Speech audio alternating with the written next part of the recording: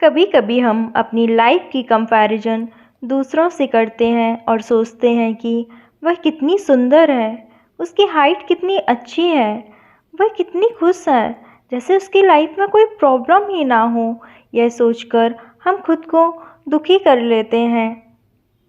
लेकिन हमें कभी भी अपनी कंपैरिजन दूसरों से करके दुखी नहीं होना चाहिए, क्योंकि भगवान जी हर एक इंसान में कुछ ना कुछ खूबी ज़रूर देता है।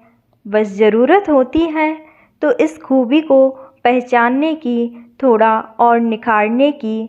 इसलिए हमें हमेशा अपने अंदर अच्छाई को देखना चाहिए।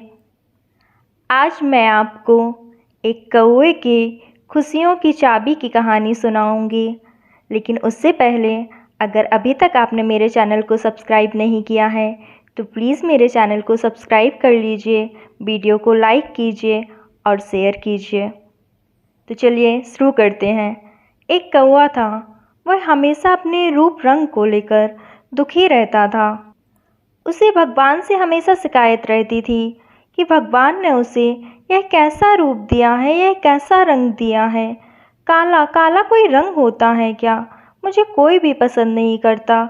मैं जिसकी छत पर जाता हूँ, लोग मुझे पत्थर मार कर उड़ा देते हैं। कोई मुझसे प्यार नहीं करता। सिर्फ श्राद्ध पक्ष में ही लोग मुझे भोजन देते हैं।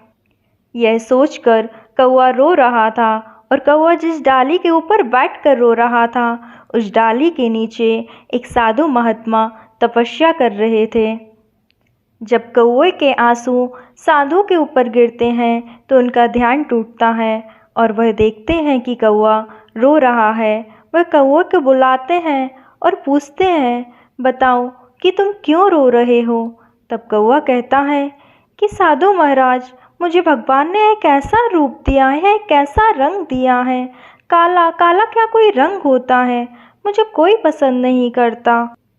तब साधु पूछते हैं कि बताओ तुम क्या बनना चाहते हो? तो कौवा कहता है, महाराज आप मुझे हंस बना दो।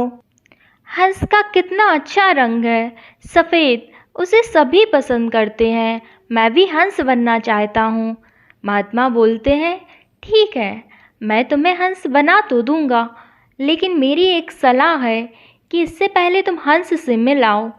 हो सकता है उसको भी कोई प्रॉब्लम हो।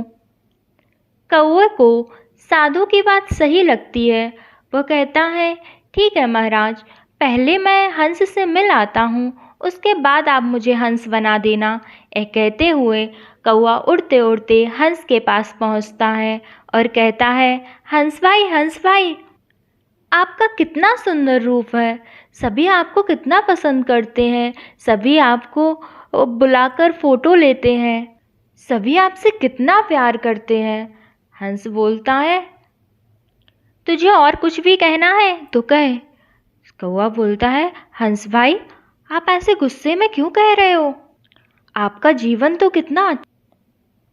तब हंस बोलता है, चल हट, यह भी कोई जीवन है। लोग मुझे चैन से जीने भी नहीं देते।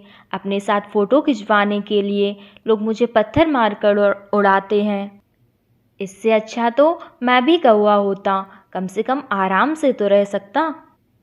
यह सुनकर कौवा सोचता है कि हंस भाई तो मुझसे भी ज़्यादा दुखी है, और वह उड़ते उड़ते फिर से साधु के पास पहुंचता है और कहता है कि साधु महाराज, मुझे हंस नहीं बनना। वह पूछते हैं क्यों? तो वह बताता है कि वह तो मुझसे भी ज़्यादा दुखी है। तो साधु महाराज पूछते हैं, अच्छा बताओ, तो फिर तुम्हें अब क्या बनना है? कौवा बोलता है, मुझे तोता बना दो। कितना अच्छा होता है तोते का कलर, हरा हरा, लाल लाल चोंच होती है, लाल लाल मिर्ची खाता है। तोते का जीवन बहुत अच्छा होता है। सभी उसे अपने घर में पालते भी हैं। अच्छा अच्छा खाना देते हैं, खाने को मिर्ची भी देते हैं। इसलिए आप मुझे तोता बना दो। साधु बोलते हैं, तोता तो मैं तुम्हें बना दूंगा, लेकिन मेरी फिर से सलाह है कि एक बार तुम फिर से तोते से भी मिल आओ, क्योंकि हो सकता है उसे भी अपने जीवन में कोई समस्या हो। कौवा बोलता है, ठीक है महाराज, और वह उड़ते उड़ते जब कौवा उड़ते उड़ते उस हरे भरे जंगल में जाता है तो उसे कोई तोता समझ नहीं आता।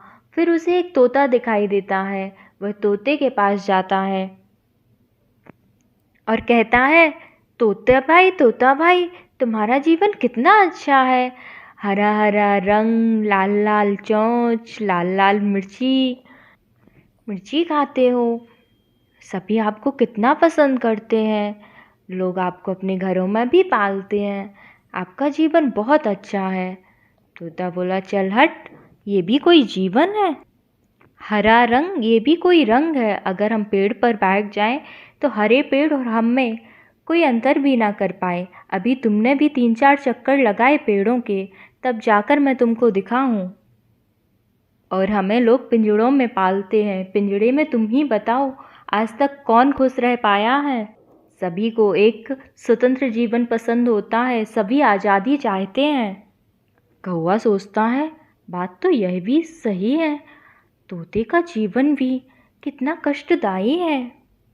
तोते भाई को भी अपने जीवन में कितनी समस्याएं हैं।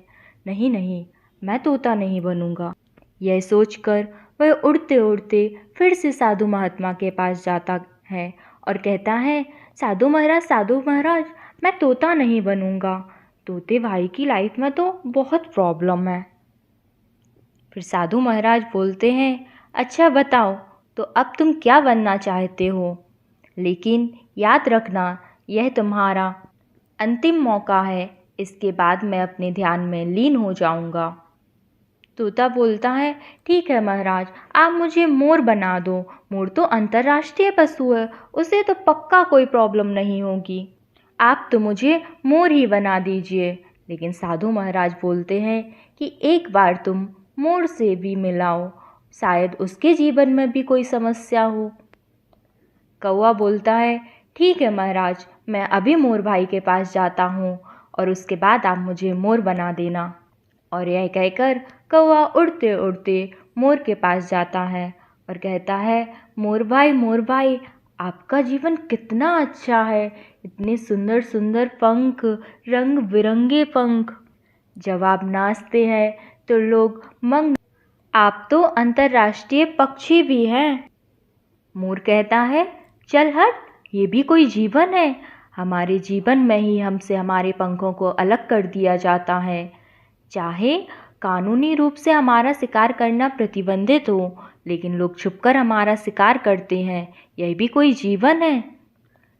तब कौवा सोचता है कि इससे अच्छा तो मेरा ही जीवन है। और वह उड़ते उड़ते फिर से साधु महात्मा के पास जाता है और कहता है, महाराज, मुझे आपका ज्ञान समझ आ गया। मुझे समझ आ गया कि आप मुझे क्या समझाना चाहते थे।